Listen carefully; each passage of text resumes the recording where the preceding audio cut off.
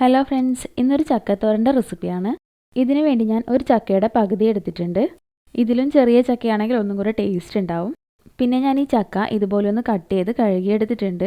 ഇനി ഇത് കുക്കറിലേക്ക് ഇട്ട് കൊടുക്കാം. ഇതിലേക്ക് ആവശ്യത്തിന് ഉപ്പും 1/4 ടീസ്പൂൺ മഞ്ഞൾപ്പൊടിയും കുറച്ച് വെള്ളവും ചേർത്തൊന്ന് കുക്ക് ചെയ്തെടുക്കണം. ഈ സമയത്ത് ഇതിലേക്ക് വേണ്ട തേങ്ങയൊന്ന് ക്രഷ് ചെയ്തെടുക്കണം. ഞാൻ 1/2 കപ്പ് തേങ്ങ എടുത്തിട്ടുണ്ട്.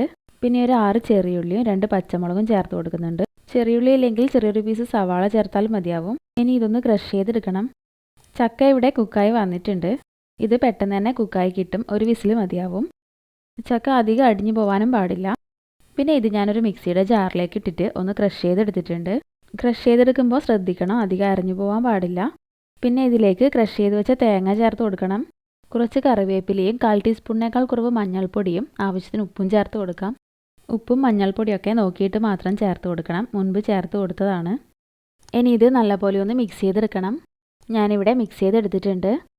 പിന്നെ ഒരു പാൻ അടുപ്പിൽ വെച്ച് ഇതിലേക്ക് 2 ടേബിൾ സ്പൂൺ വെളിച്ചെണ്ണ ഒഴിച്ച് കൊടുത്തിട്ടുണ്ട്. എണ്ണയൊന്ന് ചൂടായി വരുമ്പോൾ ഇതിലേക്ക് കടുക് ചേർത്ത് കൊടുക്കണം. കടുകൊക്കെ ഒന്ന് പൊട്ടി വന്നാൽ ഇതിലേക്ക് 2 വറ്റൽമുളകും കുറച്ച് കറിവേപ്പിലയും ചേർത്ത് കൊടുക്കുന്നുണ്ട്. പിന്നെ ഇത് നല്ലപോലെ ഒന്ന് മിക്സ് ചെയ്ത് കൊടുക്കാം. ഈ സമയത്ത് സ്റ്റൗ സിമ്മിലേക്ക് വെച്ച് കൊടുക്കണം. പിന്നെ മിക്സ് ചെയ്ത് വെച്ച ചക്ക ചേർത്ത് കൊടുക്കണം. മുഴുവനായിട്ടും ചേർത്ത് കൊടുത്തിട്ടുണ്ട്. പിന്നെ സ്റ്റൗ മീഡിയം ഫ്ലെയിമിൽ ഇട്ടിട്ട് ഇത് നല്ലപോലെ ഒന്ന് മിക്സ് ചെയ്തെടുക്കണം.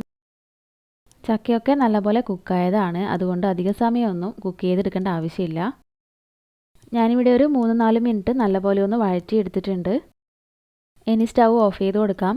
ചക്കത്തോരൻ ഇവിടെ റെഡി ആയിട്ടുണ്ട്. എല്ലാവരും ഒന്ന് ട്രൈ ചെയ്ത് നോക്കണം. വീഡിയോ ഇഷ്ടപ്പെട്ടാൽ ഒന്ന് ലൈക്ക് ചെയ്യാനും സബ്സ്ക്രൈബ് ചെയ്ത് സപ്പോർട്ട് ചെയ്യാനും മറക്കരുത്.